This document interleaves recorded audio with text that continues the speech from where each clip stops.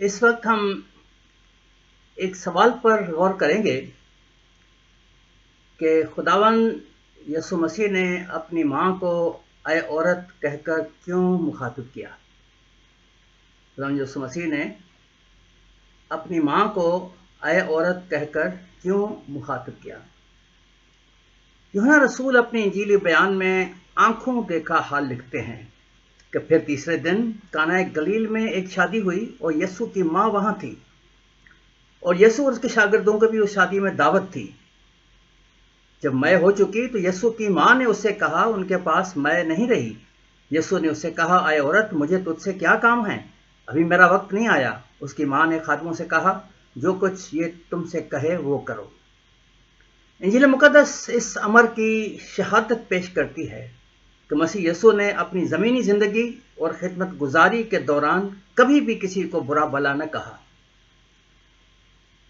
یسوع کا نہایت قریبی ساتھی پطرس رسول یسوع کی بابت رقم تراز ہے کہ نہ اس نے گناہ کیا اور نہ اس کے منہ سے کوئی مکر کی بات نکلی، نہ وہ گالیاں کھا کر گالی دیتا تھا اور نہ دکھ پا کر کسی کو دھمکاتا تھا، بلکہ اپنے آپ کو سچے انصاف کرنے والے کے سپرد کرتا تھا۔ بس وہ انسان کامل جو غیروں کے ساتھ بھی نہایت عزت سے پیش آیا، جس نے صلیب پر دشمنوں کو معاف کر کے ان کی خاطر اپنی جان قربان کر دی، اور اپنی مقدسہ ماں یعنی عورتوں میں سب سے مبارک خاتون کو کس طرح بے ادبی کر سکتا ہے؟ یوحنا رسول کے مطابق یسوع مسیح کا یہ بیان 3 حصوں پر مشتمل ہے۔ نمبر 1 اے عورت، اور نمبر 2 مجھے تو اس سے کیا کام ہے، نمبر 3 ابھی میرا وقت نہیں آیا۔ اگرچہ بہت سے لوگ اردو ترجمے کو پڑھ کر ہمارے خداوند یسوع کے اس بیان پر اعتراض کرتے ہیں، تاہم آئیے انجیل جلیل کے اصلی یونانی متن کی روشنی میں ملاحظہ کریں کہ حقیقت کیا ہے۔ اے عورت، انجیل جلیل کے مطابق متن میں اے عورت کے لیے لفظ گنائے استعمال ہوا ہے۔ بس اردو زبان میں اے عورت سے تو ہو سکتا ہے کہ لہجے کی سختی کا پہلو نکلتا ہو، مگر یونانی زبان میں اس الفاظ سے پیار اور عزت کا مفہوم ہی مراد ہے، لہذا یہ مترجم کا قصور ہے، متکلم اور خطاب کرنے والے کا نہیں۔ یاد رہے کہ یونانی زبان کا لفظ گنائے انگریزی لفظ میڈم اور لیڈی کے مترادف ہے، اور یونانی لوگ یہ باعزت خطاب صرف معزز خواتین اور خاتون اول یعنی کہ ملکہ یا ملکہ عالیہ کو پیش کرنے کے لیے ہی استعمال کرتے تھے۔ مثال کے طور پر کلاسیکی یونانی ادب میں عالمی شہرت یافتہ یونانی شاعر ہومس کا شاہکار ہیرو اوڈیسیاس اپنی چہیتی بیوی پینیلوپی سے اس کلمے کے ساتھ ہم کلام ہوتا تھا، اور کیسر اوگسطس جس کے زمانے میں مسیح یسوع پیدا ہوئے، انہوں نے اپنی مصری ملکہ کلوپترا سے گفتگو کرتے ہوئے بھی یہی لفظ استعمال کیا تھا۔ یونانی زبان کے مشہور و معروف استاد مسٹر W.E. وائن کے مطابق یونانی زبان میں لفظ گنائے جب ندایہ طور پر استعمال ہوتا ہے تو اس سے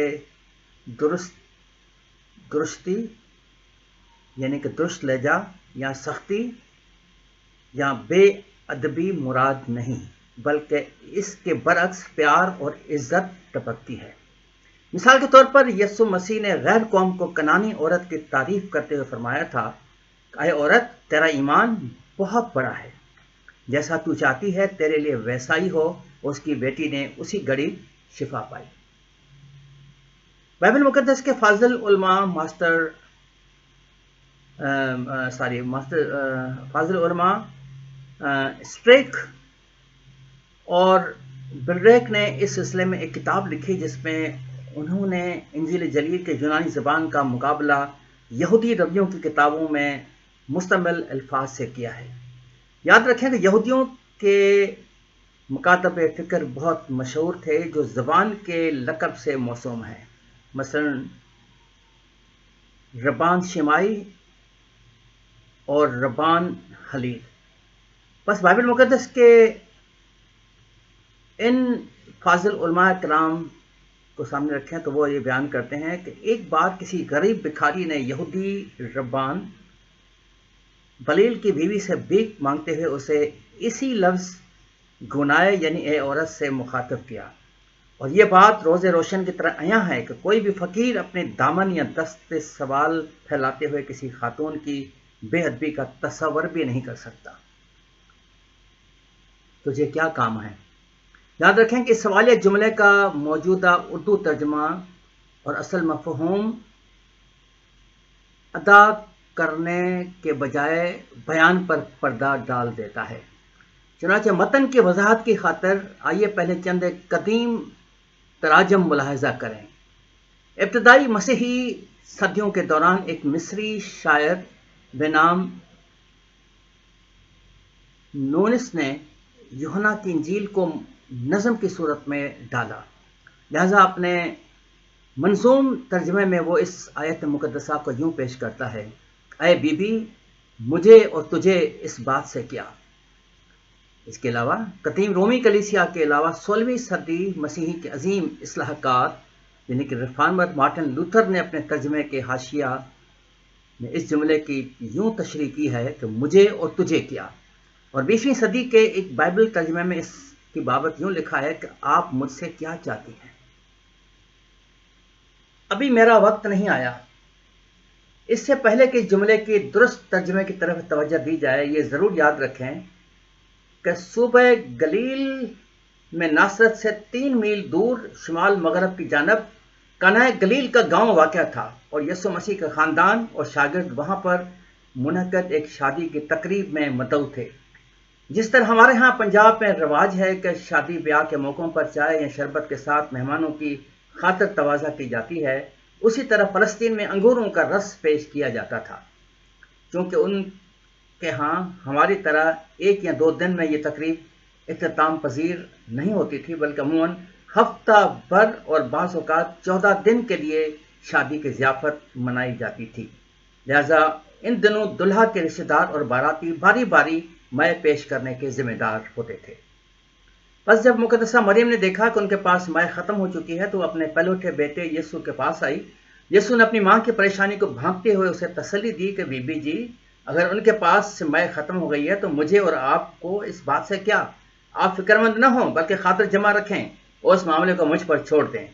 جب ہمارا حصہ ادا کرنے کا وقت آئے گا تو سب انتظام ٹھیک ہو جائے گا۔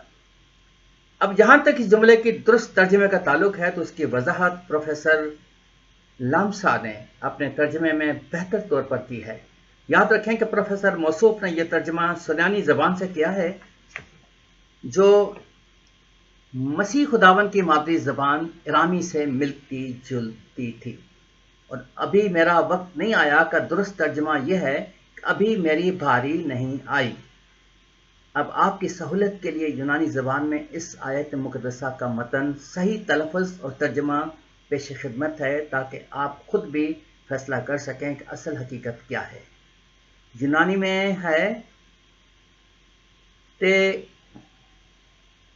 ہوئے گائے سوئے گنائے اوپو پی کے اورائے مو۔ ترجمہ ہے: بی بی جی، آپ کو اور مجھ کو کیا؟